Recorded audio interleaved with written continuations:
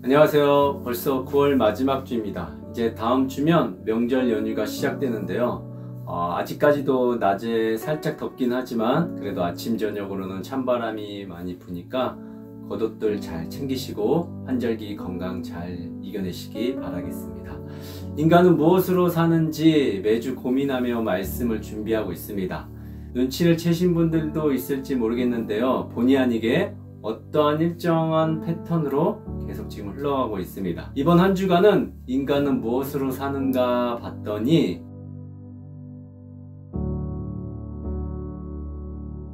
인간은 조급함으로 살아갑니다. 한국을 방문한 외국인들이 가장 먼저 배우는 말이 뭔지 아시죠? 빨리빨리라고 합니다. 그래서 느긋하게 사시던 외국인분들도 한국만 오시면 자동적으로 행동이 빨라진다고 합니다. 사람들은 기다림을 참 힘들어합니다. 버스도 기다리지 않고 바로바로 확인해서 타고 급하면 코를 부르기도 하고 인터넷 속도가 2초만 지체되어도 답답함을 토해내죠. 우리 주변을 둘러보면 모든 것이 빠름을 지향하는 세상 가운데 있습니다.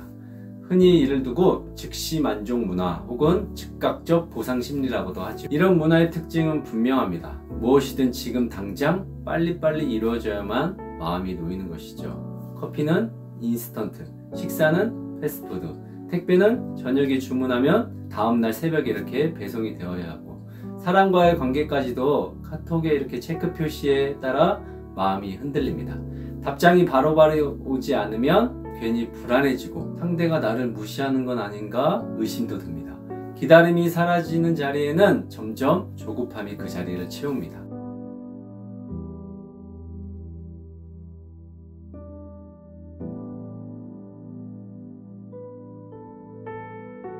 우리나라는 전쟁의 폐허 속에서도 불과 수십 년 만에 세계 10위권이라는 경제적 성장을 이룬 나라입니다.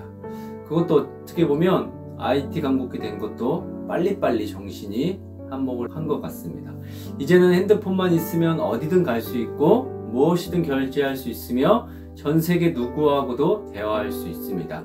휴대폰 있으면 찾기도 필요 없는 세상이 되었고 혹시 GTX 타보셨나요? 파주에서 서울역까지 22분 만에. 이게 웬 말입니까? 아이러니하게도 기술이 발전해 모든 것이 빨라졌는데 사람들의 인내심은 오히려 더 짧아졌습니다. 속도의 사회 속에서 우리는 빠름에 적응할수록 더 많은 속도를 요구합니다. 그 결과 조금만 지연돼도 견디지 못하는 마음이 길러지고 결국 내면의 평화가 점점 사라집니다.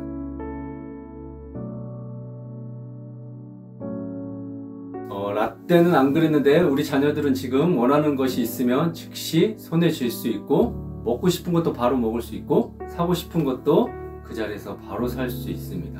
옛날엔 기다려, 가만히 있어 그랬는데 지금은 그럴 필요가 없는 세상에 살다 보니 아이들이 기다릴 줄을 모릅니다. 조금만 늦어져도 조급함 때문에 쉽게 화를 내고 바로바로 손에 쥐어주지 않으면 낙심하고 어느새 아이들 내면에 조급함이 침투하여 인성에까지 영향을 미쳐옵니다. 심리학자들은 이것을 지연 만족 능력의 약화라고 부릅니다. 기다릴 줄 아는 힘은 곧 자기 통제력과 연결됩니다. 사회학자들은 가속사회라 말하며 현대 문명이 속도의 논리로만 돌아갈 때 인간은 더 불안해지고 조급해지며 결국 소진된다고 지적합니다. 오늘 본문을 다시 보도록 하겠습니다.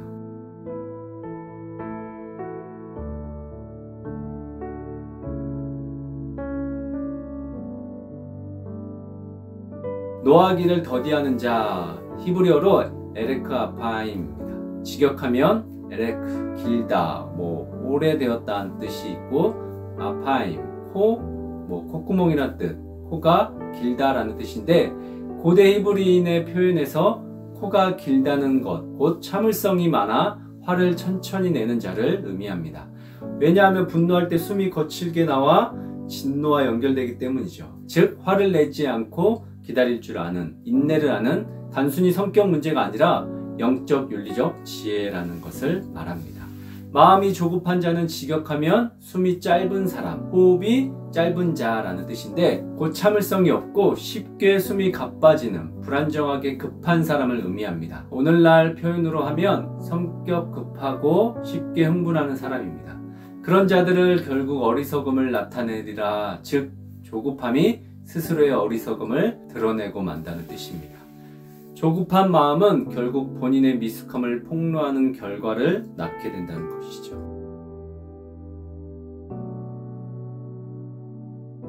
성경에서도 조급함은 늘 문제를 일으킵니다. 대표적인 두 가지 이야기가 바로 떠오르는데요.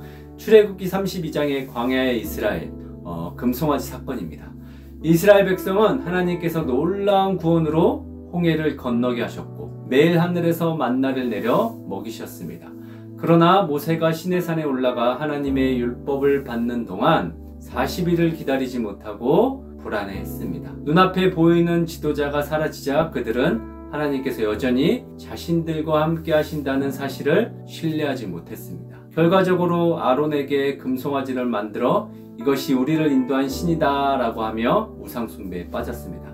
조급함은 그들을 단순히 불안하게 한 것이 아니라 하나님을 떠나 다른 우상에게 의지하게 만들게 되었습니다. 기다리지 못한 그 마음이 결국 배교와 타락으로 이어진 것입니다.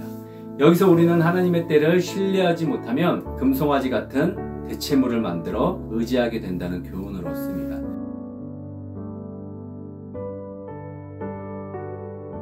현대의 우리도 눈앞에 결과가 늦어질 때 근시안적 해결책을 붙드는 경우가 많습니다. 또 사무엘상 13장에 사울 왕의 조급함에 대해서 나오는데 사울은 블레셋의 군대가 몰려오는 위기 가운데 있었습니다. 군사들의 마음은 두려움에 사로잡혀 흩어지고 사무엘은 정한 날에 오지 않는 것처럼 보였습니다. 이 긴박한 상황에서 사울은 조급한 마음에 제사를 스스로 드렸습니다. 언뜻 보면 나라의 위기를 모면하기 위한 결단처럼 보이지만 본질은 하나님을 신뢰하지 못하고 자신의 방식으로 문제를 해결하려고 한 불순종이었습니다. 결과는 치명적이었죠. 사무엘은 왕이 망령되어 행하였도다 이렇게 나오고 여호와께서 왕의 나라를 길이 세우지 아니할 것이다 라고 선포했습니다. 단 한 번의 조급함이 사울의 왕국을 송두리째 흔드는 결정적 전환점이 된 것입니다.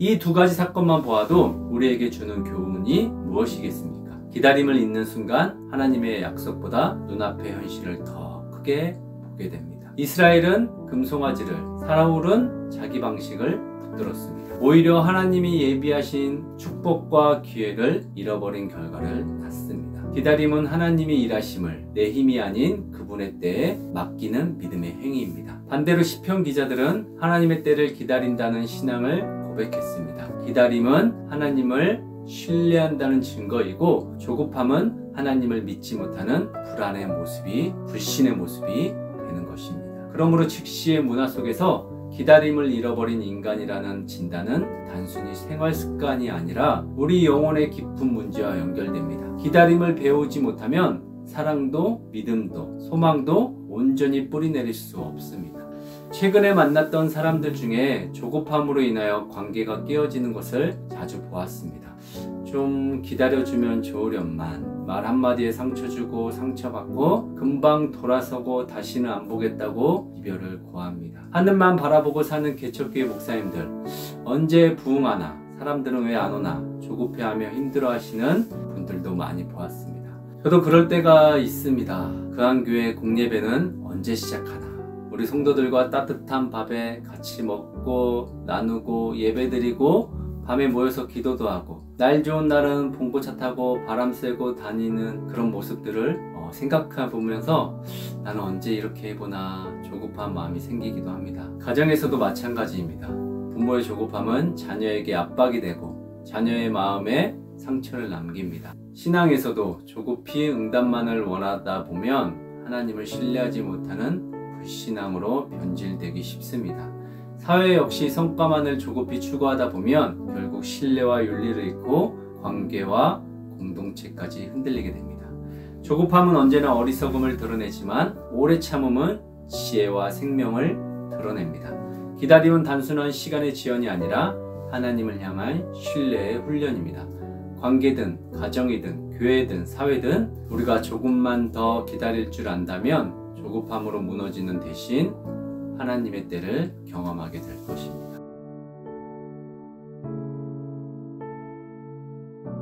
이제 말씀을 마무리하며 한 농부의 이야기를 전하겠습니다. 한 농부가 똑같은 땅에 똑같은 씨앗을 두 군데 이렇게 심었다고 합니다.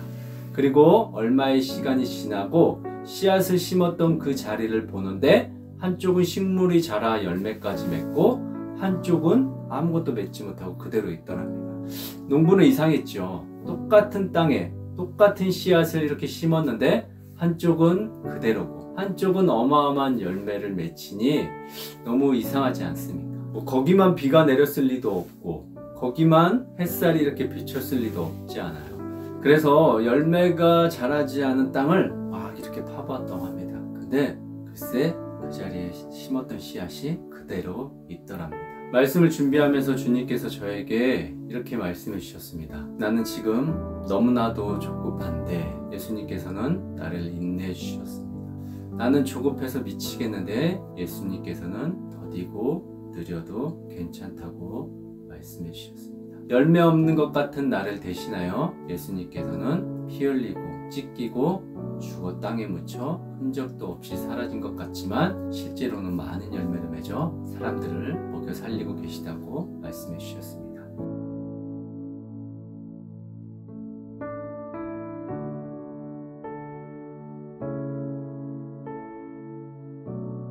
그리고 저에게 이 말씀을 여러분들에게 전하라고 말씀해 주셨습니다. 바쁘고 조급한 세상 가운데 주님께서는 여러분을 인내하며 하늘의 미랄이 되어 주셨습니다. 그러니 기억하시고 조급함으로 무엇인가를 얻으려 하지 말고 조급함 때문에 정말 중요한 것을 놓치지 마시기 바랍니다.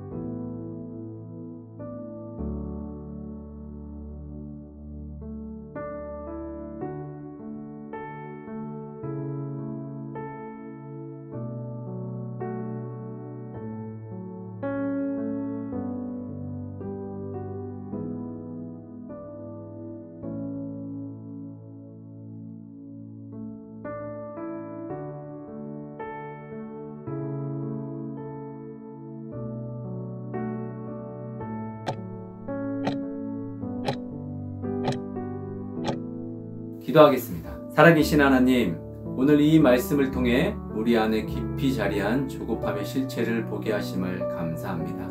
우리는 늘 빨리, 더 빨리 결과를 보고 싶어하고 내 뜻대로 이루어지기를 원하지만 그 속에서 하나님의 때를 놓치며 살고 있는 어리석음을 고백합니다. 주님, 우리를 불쌍히 여기시고 성령의 열매인 오래 참음을 붙들게 허락하여 주옵소서. 사울의 조급함이 왕위를 무너뜨렸지만 다윗의 기다림이 하나님의 때를 이루었듯이 우리의 인생도 기다림 속에 하나님의 선하신 뜻을 보게 하여 주옵소서. 특별히 주님, 지금 조급함으로 인해 쫓겨 살아가는 이들을 위해 기도합니다. 경제적인 문제로, 관계 어려움으로, 미래에 대한 불안으로 인해 서두르고 흔들리는 이들을 주님 붙들어 주시옵소서. 그 마음에 평안을 심어주시고 상황을 다스리시는 하나님을 신뢰하게 하여 주옵소서. 조급함 대신 믿음을, 불안 대신 소망을, 서두름 대신 하나님의 때를 기다리는 인내를 허락하여 주옵소서. 오늘도 말씀을 붙들고 살아갈 때 우리의 삶이 성령의 열매로 드러나게 하시고 조급함을 넘어 하나님의 시간에 동행하는 지혜로운 인생이 되게 하여 주옵소서. 감사드리며 이 모든 말씀 살아계신 예수님의 이름으로 기도드립니다. 아멘.